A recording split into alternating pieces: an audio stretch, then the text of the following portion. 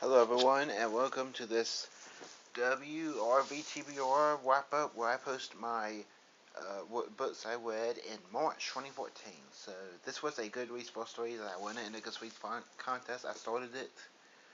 I'm not sure when I started it. It was late February, but I finished it on March the 1st. So yeah. Uh, so I finished that, and then it was a pretty good book too.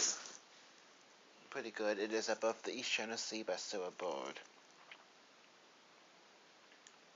And then after that, on March the 3rd, so I went through this book really quick, and I think it's about 400 pages, was a book called The Butterfly and The Butterfly and the Flame by Dana DeYoung, and it is a transgender dystopian novel where religion has basically infected the entire world.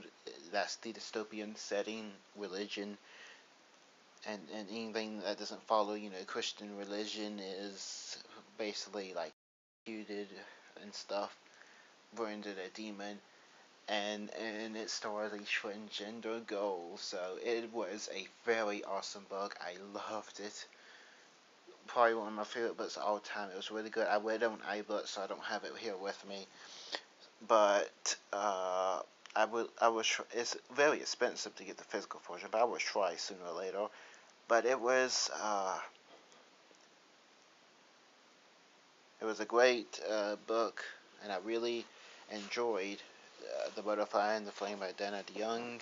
And then the next book I read was the next book in the Shadow Falls series, Shadow Falls number 4, was supposed to Moonrise by C.C. Hunter.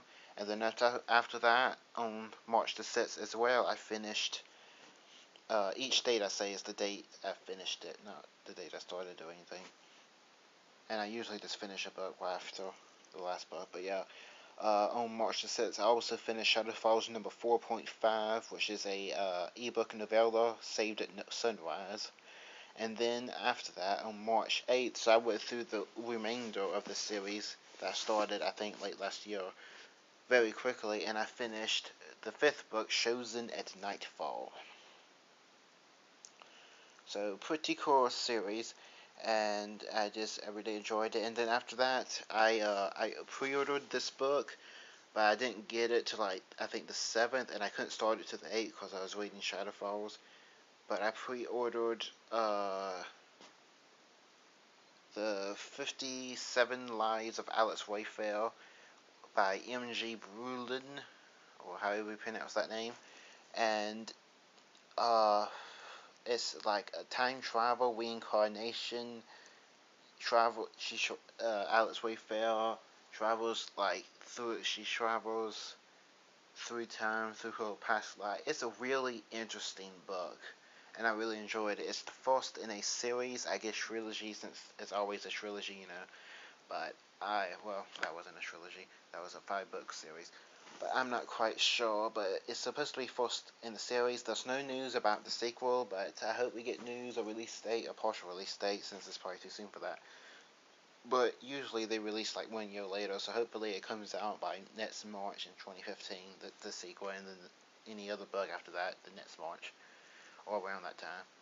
But yeah, really interesting book. I have done a review on it. It is not up yet, but it will be up in the first part of April. Yeah. After that, I read the final book, because I won like 4 books at once, on Goodreads first reads, like in one day, because I entered a whole bunch, just a whole bunch that I found interesting, and that is Prayers for the Stolen, by Jennifer Clement, and it's a pretty good book. It was kind of weird because they didn't have I don't know, they didn't have quotation marks when people were talking, and I hope I'm talking loud enough on this now that I think about it. But it didn't have quotation marks, which was kind of weird. But it was a good story. Takes place in Mexico, and about life there, and it was interesting reading it. Really, it's a really like The Butterfly and the Flame, with the whole not dystopian, but it's a depressing book and outlook on life. But it's a good story to read through. I recommend it. I finished Alex Wayfair on March 10th, and then Prayers for the Stolen on March 15th, and then on March 19th, I reread one Christopher Pike book a month, and the next book was The Code One. And this is a fantastic novel. It was supposed to be the first book in a series, but apparently Christopher Pike never writ the sequel. I mean, it wasn't even rejected because it sold bad or anything. He just never written it. Hopefully he writes it someday. He's writing 5 books at once now. Maybe one of them is the sequel to this. I doubt it. But at the very least, it ends in a way. It ends kind of on a cliffhanger, but it ends in a way that you can call it its own book, and it doesn't really need to see. It's an open ending, basically.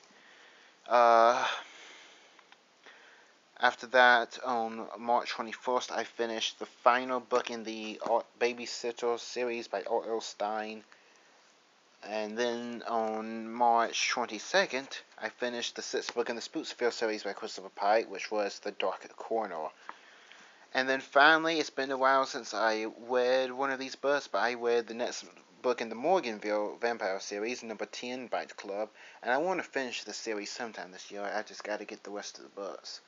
And then I wasn't planning on reading it, but on the 27th, which is when I read this as well, that night I read Divergent Inside the Movie, which was offered as a free iBook of the week. So I read that, and it was a pretty interesting read. So yeah, that's all the books I read in March. It is a total of 12 books. So pretty good month. Yeah!